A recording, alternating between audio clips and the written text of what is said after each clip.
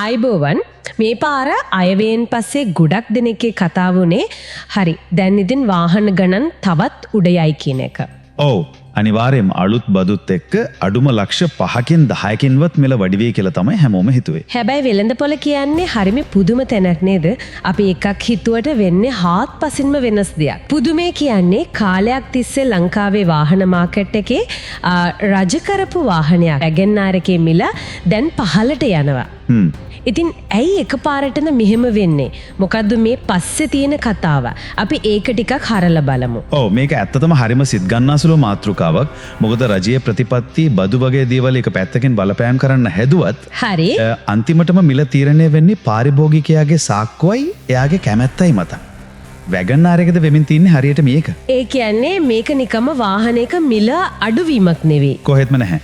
මේක වෙළඳපොලේ බලතුලනේ වෙනස් වෙන විදිහ කරන කදිම කතාවක්. එහෙනම් මේ කතාව පටන් ගන්න ඕන වැගන්ආර් එක කාලයක් තිස්සේ තිබුණු තනින් නේද? ඒක නිකම්ම වාහනයක් උනේ නෑනේ. නෑ.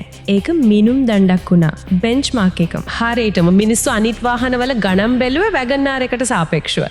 වැගන්ආර් එක ලක්ෂ 70යි නම් එහෙනම් මේකට ලක්ෂ 60ක් විතර වටිනවා වගේ කටා. ඔව්. ඒකට හොඳ හේතුවක් තිබුණා. වැගන්ආර් එක කියන්නේ ලංකාවේ මධ්‍යම පාන්තික පවුලක හීනයක් වෙලා තිබුණේ. ඇත්ත. තෙල් කරනවා, නඩත්තු අඩුයි, ජපන් වාහනයක්, ඒ වගේම ඕන වෙලාවක විකුණ ගන්න පුළුවන් කියන විශ්වාසය. ඒ විශ්වාසය තමයි ලොකුම දේ. ඔව්. මේ ඔක්කොම එකතු වෙලා තමයි ඒකට අර බෙන්ච්මාර්ක් තත්ත්වය ලැබුණේ. ඒ නිසා තමයි 2008 වගේ කාලෙකදී එක පාරෙටම ඒකේ මිල ලක්ෂ 80 සීමාවත් පහු කරගෙන ගියේ. ඒක ඇත්තටම වෙළඳපොලේ ඉල්ලුම මත නිර්මාණය වුණු මිල බුබුලක්.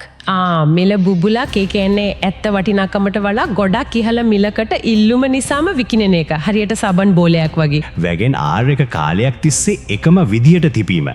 ලොකු වෙනසක් අලුත් පෙනුමක් එකතු වුණේ නෑ. වෙළඳපොළට එන අනිත් පාවිච්චි කරපු වාහන එක්ක බලනකොට වැගන්ආර් එකේ පෙනුම දැන් ටිකක් පරණ මෝස්තරයක් වගේ. ඒ කියන්නේ මිනිසුන්ගේ රුචිකත්වයේ වෙනස් වෙලා. ඉස්සරහා මොකක් හරි වාහනයක් තිබුණම ඇති කියන තැනින් දැන් ටිකක් අලුත් දෙයක් ඕන කියන තැනට ඇවිත්. හැබැයි ඒක විතරක්ම මේ තරම් ලොකු මිල බැස්මකට හේතු වෙන්න පුළුවන්ද? බෑ. ඒක එක්ක සාධකයක් විතරයි. ඊට වඩා බලවත් තීරණාත්මක කාරණයක් තියෙනවා. ඒ තමයි වෙළඳපොලේ ඉන්න ගැනුම්කරුවන්ගේ ස්වභාවය සම්පූර්ණයෙන්ම වෙනස් වීම. හිතන්නකෝ. වාහන ආනයනේ අවුරුදු ගානකට පස්සේ ටිකෙන් ටික ඇරීම. මුලින්ම වාහන ගන්නාවේ කවුද? අතේ සල්ලි තියෙන කාලයක් බලන් හිටපු අය වෙන්නේ නැති. හරියටම ඉහළ සහ ඉහළ මධ්‍යම පාන්තික ගැනුම්කරුවන්. ඔවුන් Tamanට ඕන වාහන අරගෙන දැන් වෙළඳපොළෙන් යම් තාක් දුරට ඉවත් වෙලා ඉවරයි. එතකොට දැන් මාකට් එකේ ඉතුරු වෙලා ඉන්නේ කවුද? දැන් ඉතුරු වෙලා ඉන්නේ අපි කවුරුත් දන්න විදිහට වාහනයක් ගන්න හීනමවන හැබැයි ලක්ෂ 80ක් වගේ ගණන් දරන්න බැරි සාමාන්‍ය ජනතාව. පොඩි මිනිස්සු. වෙළඳපොළේ ඉල්ලුම තියෙන්නේ දැන් ඒ කාණ්ඩයෙන්. හැබැයි සපයුම ඒ කියන්නේ ගෙන්නපු වාහන තියෙන්නේ අර පරණ ඉහළ මිල ගණන් වලට. එතකොට ඉල්ලුමයි සපීමයි ගැලපෙන්නේ නැහැ. ගැලපෙන්නේම නැහැ. ලොකු පරතරයක් හැදිලා. ඒ කියන්නේ ඉල්ලුම පත්තෙන් ගැනුම්කරුන්ගේ ස්වභාවය වෙනස් වෙනකොට සපයුම්කරුවන්ට ඒ කියන්නේ වාහන ගෙන්නන අය ඒක කොහොමද බලපාන්නේ? උන්ට දැන් ලොකු පීඩනයකට මුහුණ දෙන්න වෙලා ඇති නේද? පීඩනයක් නෙවෙයි ඒක මූල්‍යමය වශයෙන් හිරවීමක්. හිතන්නකෝ කෝටි ගාණක් වියදම් කරලා වාහන ගොඩක් ගෙන්නවා. ලොකු ලාභයක් බලාපොරොත්තු වෙන්න. ඔව්. හැබැයි දැන් වාහන විකිනෙන්නේ නැහැ. සේල් එක එහෙමම තියනවා. බැංකු ණය වලට පොලි ගෙවන්න ඕන.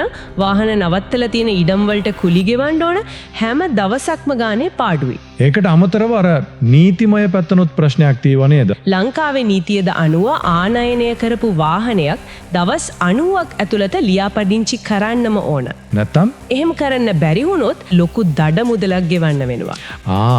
එතකොට ආනයනකරුවාට තියෙන තේරීම් දෙකයි. ඔව්. එක්කෝ වාහනේ විකුණන ගන්න බැරුව දඩ ගෙවගෙවා ඉන්නවා. නැත්තම් හිතාගෙන හිටපු ලාභය අඩු කරලා හරි පාඩුවට හරි වාහන විකුණලා දානවා. ඔව්. ඒ සල්ලි ටික නිදහස් කරගන්නවා. මේක හරියට වෙලාවට විකිණුන්නේ නැත්තම් කුණු වෙලා යන එළවලු වගේ. කොච්චර ලාභ බලාපොරොත්තු වුණත් දවස අන්තිමට තියෙන ගානට දීලා දානවා. හරියට මේක තමයි වෙන්නේ. අහස උසට කිබුණු මිල ගණන් දැන් පොළොවට බහින්න පටන් ගන්න තියෙනවා. ඉතින් අපි ඉලක්කම් වලින්ම කතා කරොත් මේ වෙනස කොයි වගේද ඇත්තටම කොච්චරකින් විතර මිල අඩු වෙලා තියෙනවද? මේ මිල පහත වැටීම ඊටම පැහැදිලි. සමහර වාහන ලක්ෂ 5කින් විතර අඩු වෙලා තියෙනවා. තවත් සමහර මාදිලි ලක්ෂ 10ක් විතර. ලක්ෂ 10කින් විතර පවා මිල බැහැලා හොඳම උදාහරණය තමයි මෑතක් වෙනකල් ලක්ෂ 80 පැනලා තිබුණු වැගෙනාර් බේස් ට්‍රිම් එක දැන් ලක්ෂ 70 72 වගේ ගණන්වලට හොයාගන්න පුරුම වෙලා තියෙනවා. ඒක ලොකු වෙනසක්. ලොකු වෙනසක්. ඒ අලුත් ලියාපදිංචි නොකරපු වාහන ගණනේ පාවිච්චි කරපු ටිකක් පරණ මාදිලිවල තත්ත්වය කොහොමද 2014 2005 වගේ? ඒ වෙනස ඊටත් වඩා වැඩියෙන් දැනෙනවා. උදාහරණයක් විදිහක 2014 වැගෙනාර් එකක් මේ අවුරුද්දේ මුලදී ලක්ෂ 55ක් 60ත් අතර ගානකට තමයි ගියේ. හැබැයි දැන් ඒක ලක්ෂ 50 52 වගේ මිලකට පහළ බහැලා. ඒ වගේම 2016 17 මාදිලියක් ලක්ෂ 65ක් 80ක් අතර තිබුණේ දැන් ඒවත් සැලකියුතු ලෙස අඩු වෙලා. හරි. එතකොට මේ කතාව අහගෙන ඉන්න වාහනයක් ගන්න බලාපොරොත්තුවෙන් ඉන්න කෙනෙක්ට හිතෙන්න පුළුවන් මේ තමයි නියම වෙලාව ගණන් බහිනවා දැම්ම එකක් ගත්තොත් හොඳයි කියලා. ඒක හරිද? ඒක තමයි වැදගත්ම ප්‍රශ්න නේද? මිල බහිනවා දැක්ක ගමන් ඒකට පනින එක භයානක වෙන්න පුළුවන්. ඇයි? මෙතනදී අපි අපේම අහගන්න ඕන ප්‍රශ්නේ තමයි මේ මිල ගණන් ඇත්තටම සාධාරණද කියන එක. 2014 වාහනයක් ලක්ෂ 50ක් වුණත් අපි මතක තියාගන්න ඕනේ ඒක අවුරුදු 10ක් පරණ වාහනයක්. හැබැයි සමහරු තර්ක කරන්න පුළුවන් ලංකාවේ වාහන ආනයනය සීමා කරලා තියෙන නිසා වාහනයක වයසට වඩා ඒකේ තත්ත්වය සහ වෙළඳපොලේ හිඟකම නේද මිල තීරණය කරන්නේ. ඒ නිසා අවුරුදු 10ක් පරණ වුණත් ලක්ෂ 50ක් සාධාරණයි කියලා කෙනෙක්ට කියන්න බැරිද? ඒක හොඳ තර්කයක්. හැබැයි ගැනුම්කරුවෙක් විදිහට අපි බලන්න ඕන අපේ පැත්ත. වාහනයක් පරණ වෙන්න ඒකේ නඩත්තු වියදම්. අලුත් වැඩිය වියදම්. රිපෙයාර්ස් අනිවාර්යෙන්ම වැඩි වෙනවා. බැටරිය, ටයර්, එන්ජින් එකේ ප්‍රශ්න එන්න පුළුවන්. ඉතින් ලක්ෂ 50ක් දීලා වාහනය අරගෙන ඊළඟ මාසේ ඉඳන් තව ලක්ෂ ගණන් ඒකට වියදම් කරන්න වුණොත් ඒක ඇත්තටම හොඳ ගනුදෙනුවක්ද කියන ප්‍රශ්නේ එනවා. ඒකයි. ඒ නිසා මිල අඩුයි කියලා පේනුනට අනාගතයේදී එන්න පුළුවන් වියදම් ගැනත් හිතලා තමයි තීරණයක් ගන්න ඕන.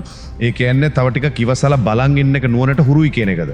මේ මිල පහළ යාම තවදුරටත් සිද්ධ වෙන්න ඉඩ තියෙනවද? මේ ගැන තියෙන විශ්ලේෂණ වලින් කියවෙන්නේ මේ මිල බැස්ම තවම නතර වෙලා නැති බවයි. එහෙමද? විශේෂයෙන්ම අර අපි කතා කරපු 2014 වගේ පරණ මාදිලිවල මිල තව මාසයක් වගේ කෙටි කාලයක් ඇතුළත ලක්ෂ 40ත් 45ත් අතර ගාණක් දක්වා තවත් පහළට එන්න ඉඩ තියෙනවා කියලා තමයි අනාවැකි පළ වෙන්නේ. ඒ කියන්නේ අර මිල බුබුලා තවමත් සම්පූර්ණයෙන්ම පුපුරලා ගිහින් නෑ තම හිමින් හුලම් බහිනව විතරයි. එහෙනම් අපි මේ මුළු කතාවම එකට එකතු කරලා බැලුවොත් අපි පටන් ගත්තේ හැමෝම හිතපු දෙයක් අයවැයෙන් පස්සේ වාහන මිල ඉහළ යයි කියන අපේක්ෂාවෙන්. හැබැයි වෙළඳ පොලේ ඇත්ත කතාව ඊට හාත්පසින්ම වෙනස් කියලා අපි දැක්කා විශේෂයෙන්ම වැගන්ආර් එක උදාහරණයට අරගෙන. ඒකට හේතු විදිහට ඒ වාහනේ ජනප්‍රියත්වය අඩුවීම, ගැනුම්කරුවන්ගේ ස්වභාවය වෙනස් වීම සහ ආනයනකරුවන්ට එල්ල වෙලා තියෙන දැඩි පීඩනය. ඒ කරුණු අපි ගැඹුරින් කතා කළා. මේ මුළු කතාවෙන්ම අපිට ගන්න පුරුවන් ප්‍රධානම පාඩම තමයි වෙළඳ පොලක සැබෑ බලවේග. ඒ කියන්නේ ඉල්ලුම සහ සැපයුම, බාහිර අනාවැකි සහ බදු ප්‍රතිපත්ති වගේ දේවල් පවා අභිබව යන්න පුරුවන් කියන එක. ඇත්ත. කාලයක් වෙළඳ පොලේ රාජ වෙලා මිල තීරණය කිරීමේ බලය අතේ තියාගෙන හිටපු නිෂ්පාදනයකට උනත් පාරිභෝගිකයාගේ හිත වෙනස් වෙනකොට ඒ බලය නැති වෙලා යන්න පුරුවන්. ඒක ඇත්ත.